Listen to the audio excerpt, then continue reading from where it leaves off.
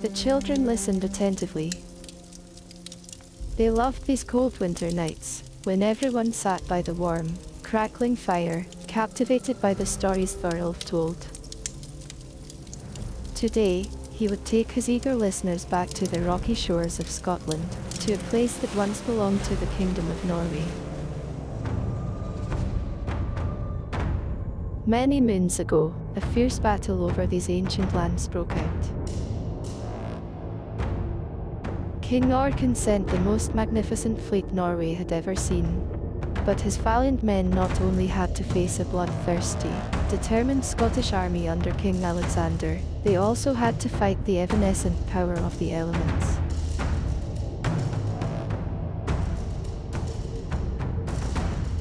Thorulf himself had sailed with Haakon's mighty fleet. The terror of that summer forever etched in his soul.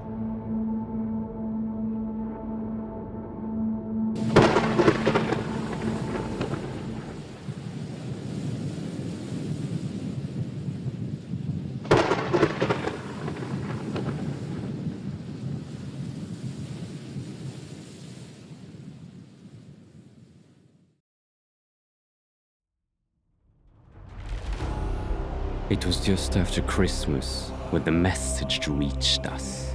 King Haakon planned to gather his armies to sail to the Hebrides, where Alexander, King of Scots, spread terror and fear in his attempt to gain possession of the Norwegian territory on the west coast of Scotland.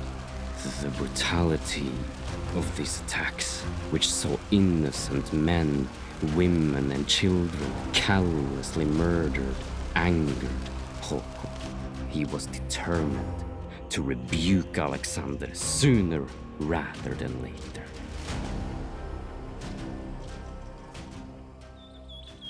When the bright sun of spring began to warm the frozen land, I sailed with Erling Ivarsson's men from Bjarkøy to Bergen, where the king was awaiting us. We were ready for battle and raring to go. My friends and I were in good spirits. The long winter was finally over, and a great adventure was awaiting us. Despite the Scots' gruesome attacks on the people of Skye, it was us they had to fear. All boats assembled at Herlore, where we met the men from every corner of King Haakon's kingdom. Over 100 fine ships ready to make their way towards the Hebrides. The king's boat was particularly impressive. It had 27 banks of oars and was made of the finest oak wood. Skillfully carved dragon heads, overlaid with gold, adorned this majestic vessel. One summer had reached its peak. We embarked on our journey. Our first stop was on the splendid Orkney Islands, where a great number of accomplished warriors joined us. And it was here where we encountered the first sign foreboding a catastrophe. On a beautiful summer's day in the early August, the sky suddenly turned dark. Within a short time, day became night.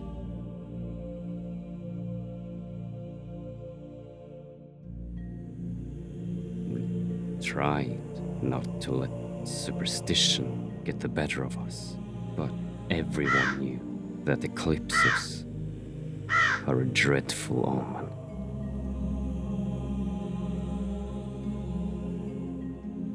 Four days later, we set sail for the Hebrides to meet the Scottish army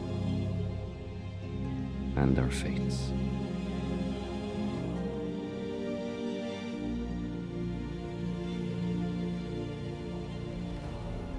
When we arrived in the Hebrides, we were joined by local warriors, so that our fleet was now made up of over 100 ships, full to the brim with deadly weapons and ferocious warriors. King Haakon then divided his fleet. About half of the ships went towards the Mull of Kintyre, while 5 went to Bute to pillage, plunder, and spread fear. The rest remained at Gudey, where later went south. By now, King Alexander was aware of our presence, and that we meant business. When we arrived at Aran, we were approached by a group of friars sent by King Alexander. The King of Scots besieged King Haakon to enter a truce. Our king was willing to negotiate. However, he was not willing to cave in.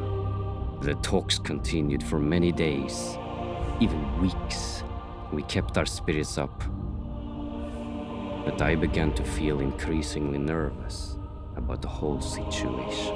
Something just did not feel right. Eventually, the truce was ended. King Haakon realized that Alexander was just playing for time and sailed to the Hebrides. He then set 60 ships to Loch Long, and from there to Loch Lomond, where they spread fear and set villages on fire. By now, the first harbingers of autumn pervaded the balmy summer days. Not long, and the weather would be against us. The days became shorter and shorter, and still we were idling away our time until disaster struck. A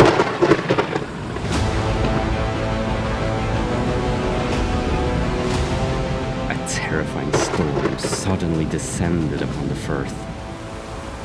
The ferocious winds wrecked many of our ships, while the enraged waters greedily swallowed many a brave man. Icy cold rain and hailstorms were lashing down incessantly on the beleaguered warriors. I myself was on a boat which got pushed ashore like a small, lightweight toy, with us being a mere powerless passengers. Thankfully, we were shaken, but no one got seriously injured.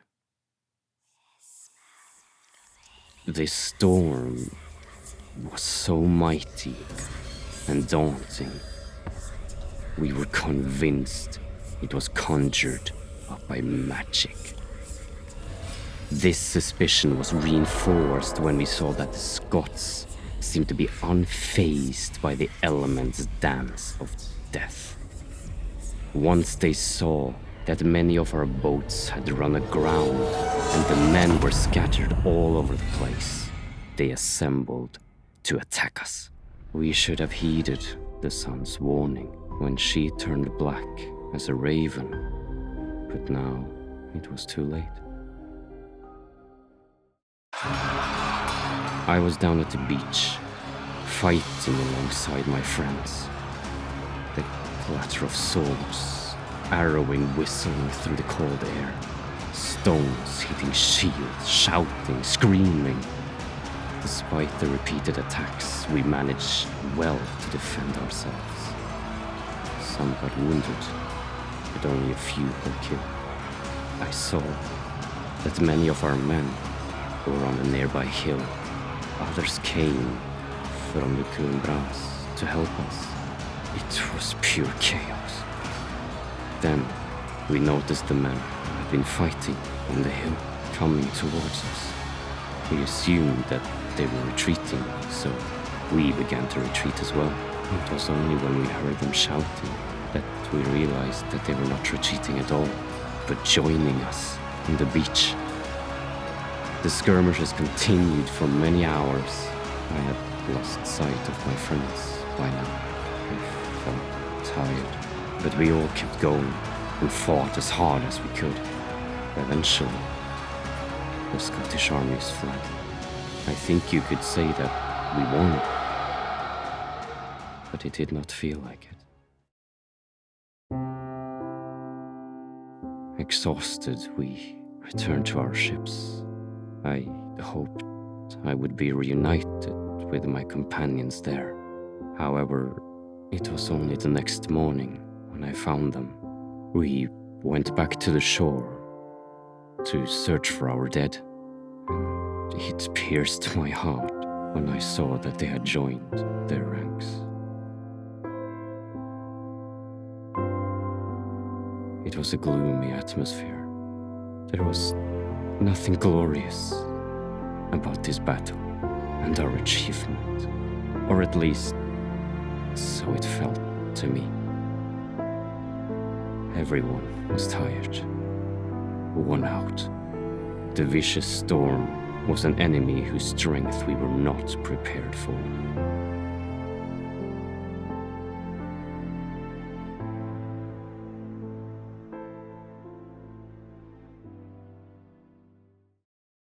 A few days later, we burned the stranded boats.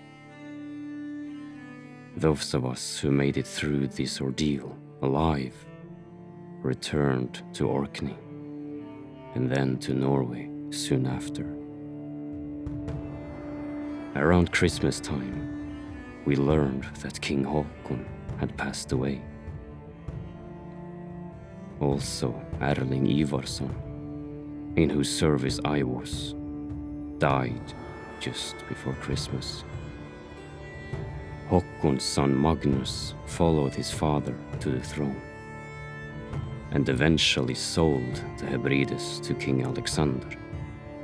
It brought us peace, but it also left a bitter taste.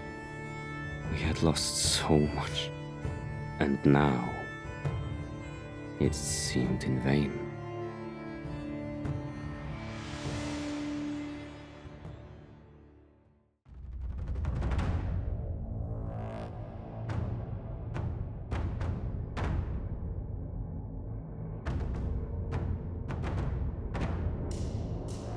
This was Thorulf's last battle. It would go down in history as the Battle of Largs, and it is considered to be the last major Viking battle. When the Vikings left Scotland's shore and returned to Norway, the Viking Age finally ended. Or has it actually ever ended?